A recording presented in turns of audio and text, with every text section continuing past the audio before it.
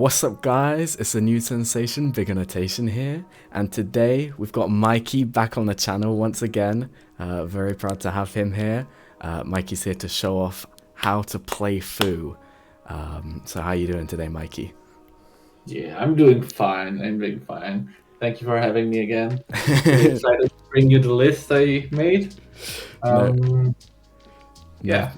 problem, man. No problem. Always happy to have some of the T-2 members represent on the channel and show off their stuff. You recently played this in the Raid and Trade Regionals, finishing 10th place. Is that right? Yeah, because the tournament was short one round. Couldn't make it top 4, unfortunately. But I went X1, so like half of the top 16 is X1. So yeah. Yeah, it was a little bit unfortunate about that last round. I know a lot of people felt the effects of that. But anyways, I don't play Foo myself, so I don't have much to contribute, so I'll just go ahead and hide my face on the screen here, and I'll let you take the wheel, man. It's all yours. You can tell the viewers how to run this deck. All right, so let's start with leader, because it's a new leader. I will just go quickly through it. So front, pretty simple. Activate main, draw 1, take up to 1 life, search top 5 for Foo or Cumber and place it into your Z deck, face up. So great, you have a draw on your turn 1 if you start. You can create an advantage through that, and it's actually pretty good. Every activate main leader is better when it starts. Awaken, just 4 life, 4 less life, draw 2 cards, simple. The fact that we can self-awaken ourselves without any cards is pretty good, because we can control our life. And we don't have to burn our life ourselves. If you want to go more grindy, you can just stop taking lives and just wait for the opponent to smash you. On the second side, we have the same activate main, and we have activate battle once per turn. If it's your opponent turn, you can basically redirect the attack to the Cumber in rest mode. And this is extremely powerful ability because it activates after your opponent combos. So basically, you can calculate how much value you can get from the skill, and then you use it when your opponent has to think all the time how to proc it on his favor. And you can play around that pretty decently and make some non-obvious plays that your opponent has to deal with then. So that's why I went with this leader, to just have fun with, messing my opponent's playground. And I think it's pretty good with the free plays and the generic black stuff we have. The one thing missing in all of the black decks right now, except the archetype ones, which is the proper floodgate, except one we have in the deck, but unfortunately we cannot play it every turn, so it's kind of a, one turn thing. But yeah, I'll get through that when we go to the list. So first of all, we have the Cumber package, which is the combo Cumber, the warp Cumber, and the must release one, yeah, and the warp from hand Cumber. So all of these basically can be played from under your Foo, and then you play them under your Foo with your field or with a Z stack from one of the Z battle cards. We play Foo package because we are playing a small package of Foos. We play just the 4 draw ones. They have activate main that you put 1 Cumber from your hand into your Z deck. You play him, and then you can take up to 1 Foo from your Z deck to your hand. And then this guy has a draw 1 effect, and this guy has a warp 5 or less from the battlefield effect. Also, they have a permanent that if you don't have a Z extra, they cannot swing. So they are sort of cantrips. These are a cool removal early on to just not get aggro down. The deck needs a setup of 2 energy, which you often do on turn 2. So you probably tap out most of the time. So you don't want to be leaving stuff on the board, and if you don't search your warp combo, it can happen. So this comes really helpful, and it can actually warp cantrip turn 1, so it can fuck up your opponent Z energy plays. So yeah, they have to commit more from the hand. So this is the Z deck package. Then we have the boss monsters. So we'll play 3 8-drop foos, and to correspond that we play 3 7-drop combo. We play a total of 6 combos, 7 drops, 3 of the barrier removal, and 3 of the cantrip. This one I wasn't initially running in the list, but since I added 2 copies, I immediately wanted the third. And most of the time, I think this one is better than this. I often played him over this one every time I didn't want the barrier removal, simply because it's a draw one that stuns, and then you can give it servant to be a 25k swing and overlord it. So you actually draw 2 for 2 energy. So it's a draw ape with 3 25k swings and a stun. So it's a great value for that. Yeah, so this is the boss monster package. And then we run the spicy Meki. I don't know if it's a spicy, you run it in every 7 deck, but yeah.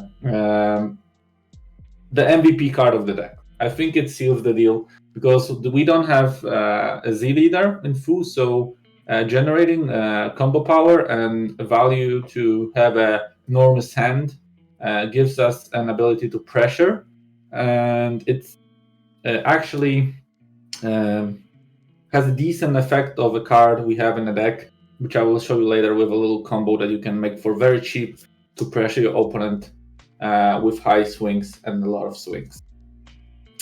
So we run a total of 8 cantrips, 4 of Mekis and 4 of Foos. Then we have the Overwhelm package, which is a standard duo SS4s. I love this package. I run it in every black deck. There is like, I don't know, like you have 2 swings, 30k for 1 energy and removal and draw, basically. So very, very good package. And then we run 2 Flight Nimbus. I think this card carries black through mid game, because without that we would lose a lot of hand size in order to defend ourselves. And this card played in a proper turn just seals the game. Like your opponent cannot do anything if he gets caught by this. So yeah, definitely a great card. Definitely must have in every black deck that doesn't have a floodgate. And then we go into the, let's say, called tech cards. One of us is Goku, the double striker, servant 25k. Simply, it can be overloaded with Meki for another draw, but most of all, it's a card against Vegeta Unison, because like yellow can just play turn 2 Vegeta Unison and just stop most of our swings, and this lets us just push through that and kill that Unison after they negate the initial swing, so we can actually play the game and actually make some of pressure. I wanted to put 2 copies in, but I didn't expect yellow that much in this tournament because of the new decks coming in. So yeah, I just end up having 1 just for additional push if I needed it. And then we have the Tag Team Gohan, and this is the card I was talking about in terms of the Meki Kabura combo, because like very often I played like 1 combo from below my Z battle card, and it's a 20k swing with an additional effect. To swing with that, you can play Meki Kabura for 1, overlord it to generate the token and Meki, then you play this from your overlord, and you can swing 20k for free, and then you can swing your leader and combo Meki for free, so you have 3 20k swings for total of 1 energy. So it's a very, very, very good play if you want to push a little bit, but you don't want to commit your energy that much. Very, very good card. Maybe I'll make some crazy build with 4 copies of these and just focus on aggroing my opponent down. But we'll see. We'll see in the future. Then we have 4 supers. Straightforward. No explanation needed. Standard package. So 2 Gohaners, 2 supports, 2 Kameha, 2 Petri. And the last card in my main deck is my SCR, and I chose Evil Saiyan. The reasoning is pretty simple. I think the deck runs a lot of defensive tools. You have 3 play blockers, you have Flying Nimbus, you have Petrification for big bodies. You have your ability to just redirect the swing, and generally you generate a lot of hand pressure on your opponent.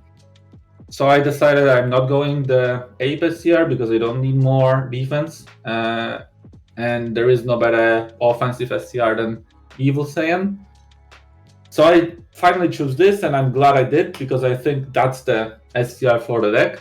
I know it's not searchable, and it's kind of an unfortunate thing, but the deck draws a lot naturally, so you see in almost every game. I think it's the SCR for the deck for sure. I wouldn't play the 8 myself right now because a lot of decks run anti-Gogeta package, which is basically negate skills and remove or something, and then you just paid 1 energy for nothing. Basically, you just stop 1 swing, and that's not what I expect from SCR to be. I want SCR to just fucking seal the games. So yeah, we go to the Z deck. 1 full lap, triple of the archetype Fu, and this is the most. This is the one you use the most of the time. One exception is the cooler deck, or some decks that can easily remove Fus on the turn you play it. So basically red. I think it's the only color that can do it efficiently because it minuses, so it avoids your permanent. So yeah, why you play this over the other one is basically the Z-stack mechanic that you can play actually for 1 energy 2 combos instead of 1, and the ability to activate main to just filter your deck out, and sometimes this survives the turn, and if it survives the turn, it's very, very big value because you can filter out your deck a lot more and just free play your combos and see what your opponent does before you actually commit an energy for your aggression, which is very good. Like, knowing the information before you commit is one thing that actually seals the game sometimes and makes you play more efficiently. Then we play the one that is against the red decks. I could have sided it, but I didn't feel like I need any more Z battles in my main deck, so I thought that in some situations I needed 4 Fu, and that's why I run 4 Fu package, just to have an additional one for my combo plays. Then we play 1 Buu and 1 Goku just for additional removal and game finishing. So that was the main deck. Then we can go to the side deck. So side was pretty simple because we just played anti-Gogeta package. So 3 of the Bardic Unison, 2 of the Hunt of the Demon God. Just for the SCR, the A-drops are non-existent because you can simply not swing that turn and just swap a card from their hand and just pass, or set up some value turn like Meki and draw, play Gohan for block and stuff. You don't care about the triple strike of the leader because you can always use your field to play a combo and redirect the swing to the combo. So that's why I also chose the deck, because I didn't want to deal with this shit deck, which is overhyped, doesn't deliver, didn't even win a single event, or maybe one, I don't care. There are too many answers to it, so yeah, go forward if you want to play it. I wouldn't. Then I also added additional discard, because you have to discard this from your hand by a card skill, most likely. And the only card in main deck that does it is Field or Petrification. So I also added inside 2 Oceanus to actually allow it to happen more often and kind of stop my opponent from swinging again. And this is really good in running into yellow, and that's the only reason I played. So Gojira and yellow, this is the side card I would put in. Yellow cannot deal with it. They can only counter, which is kind of, you pay 2 energy for the 3 energy, and you have still a free redirect. So I'm gonna just turn off the light. I can see it's kind of all right. That's better.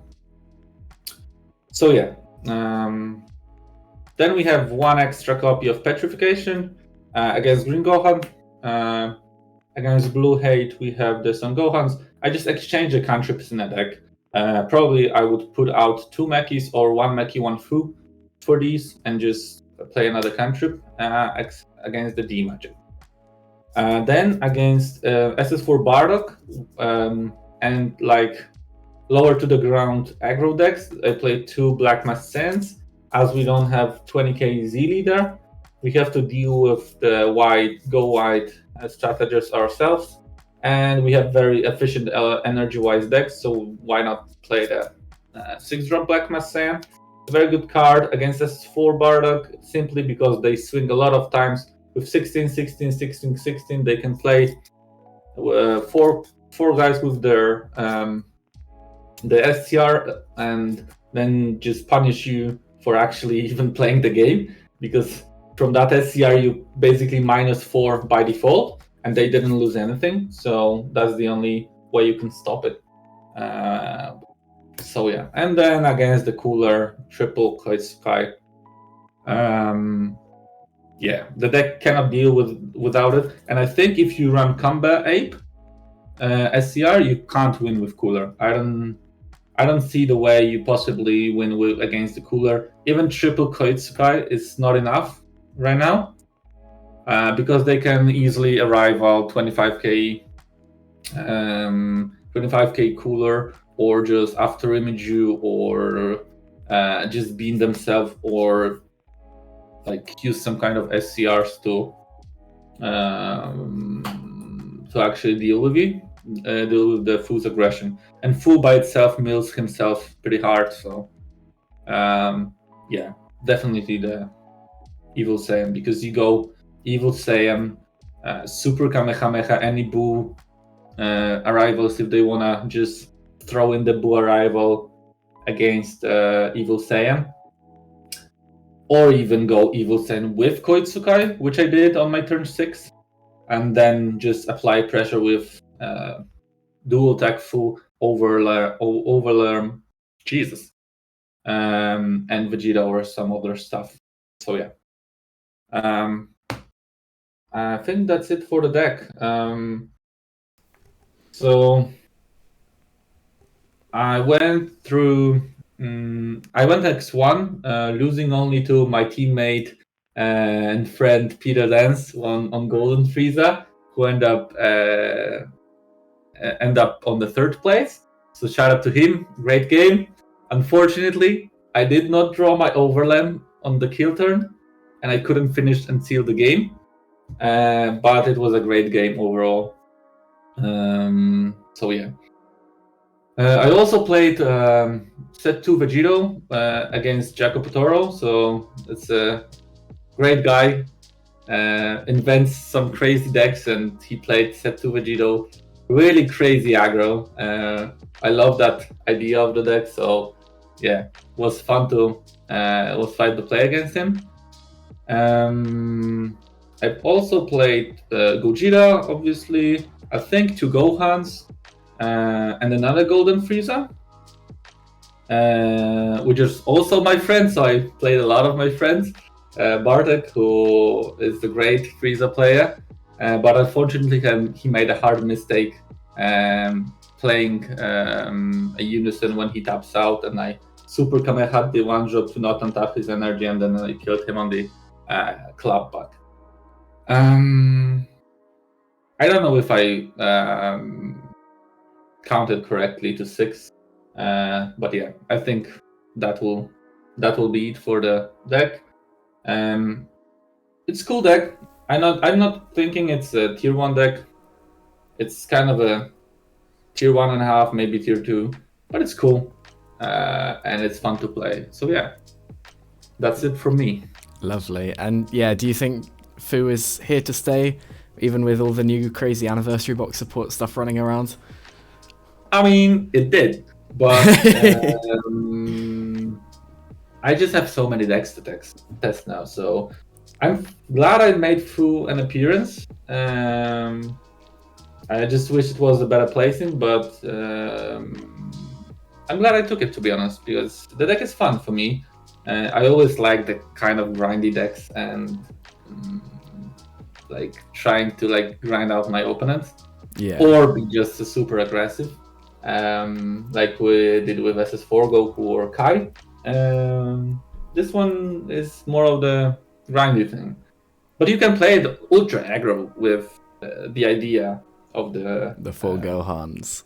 Yeah, Gohans, and some other stuff that you can play early on. Just smash your opponent with small but many swings. Yeah, that's definitely a build that I'm half tempted to give a go. No reveals yet, just for Gohans is what you need to, guys. Yeah, of course. We'll see. But yeah, thanks very much for joining me today and giving the deck profile. Before we finish up, are there any sort of last words you want to give, or any shout outs you want to give? Besides the ones I gave already, shout out to the Lookout for streaming the regional. Shout out to Red and Trade for placing another great regional that actually made at least 100 players. Shout out to my team -2. Shout out to you for having me again. And yeah, that's it, I think. That's perfect. Well, like I say, thanks very much for joining us today and showing everyone how Fu is meant to be played. Thank you guys, obviously, all for watching. If you've got any questions about the deck, I'm sure Mikey will be happy to answer them. And other than that, we'll catch you guys in the next video. Later.